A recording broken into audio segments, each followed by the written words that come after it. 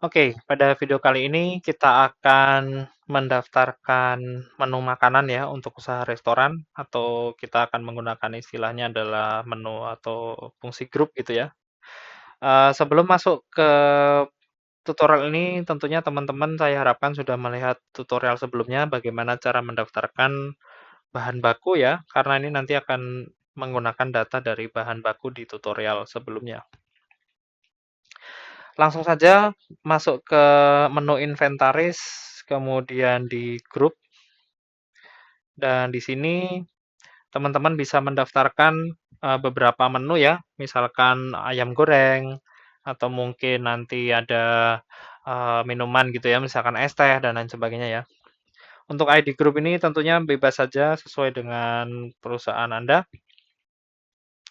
Misalkan menunya itu adalah ayam goreng alasan gitu ya. Dan mungkin di sini itemnya itu masih tercampur dengan bahan makanan, jadi mungkin saya akan buat kategori baru ya. Jadi misalkan menu makanan gitu. Kemudian atau sorry mungkin item kategorinya teman-teman kalau kurang sreg bisa juga ini diubah jadi bahan makanan dan bahan minuman ya, seperti itu. Jadi di sini bisa jadi makanan jadi misalkan ini bebas saja tentunya ya. Ini nanti akan berguna untuk perhitungan dashboard ya seperti HPP dan juga keuntungan gitu. Harganya ini adalah harga jual teman-teman ya. Misalkan katakanlah 20.000 gitu. Dan di sini satuannya mungkin belum ada untuk makanan, jadi katakanlah untuk porsi gitu. Atau teman-teman bisa bagi porsi besar, porsi kecil gitu. Oke, ini adalah satuan dasar, jadi kita nggak perlu mendefinisikan yang bawahnya ya. Ini bisa kita manfaatkan ya. Jadi misalkan untuk satu eh, apa namanya, misalkan ada satu pak gitu ada berapa porsi gitu misalkan itu contoh aja sih. Oke, nanti ini akan otomatis terdaftar di satuan ukuran ya. Kemudian gambar grup ini juga sangat penting nanti akan ditampilkan di aplikasi pos kita ya. Jadi ini menu makanannya. Nanti ketika kita buka pos dan kita setting untuk grup ini nanti akan muncul untuk makanannya. Kemudian tentunya ayam goreng ini tidak hanya terdiri dari satu bahan makanan ya, maka di sini kita bisa tambahkan namanya komponen. Jadi di sini ada misalkan eh, ayam kampung gitu misalkan ya.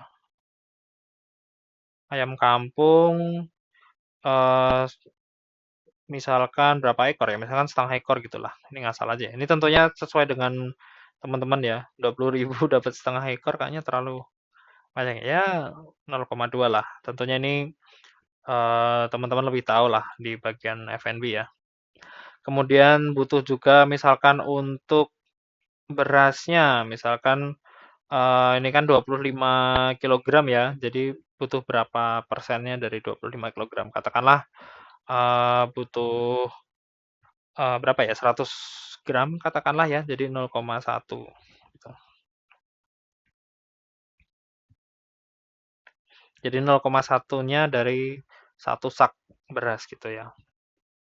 Atau kalau teman-teman bingung dengan satuannya, tentunya teman-teman bisa buat satuannya sendiri berdasarkan kebiasaan perusahaan teman-teman ya. Jadi misalkan teman-teman biasanya nyetok itu dalam satuan kilo, ya buat aja di produk itu dalam satuan kilo. Jadi di sini teman-teman bisa buat satuan yang lebih familiar bagi teman-teman gitu ya.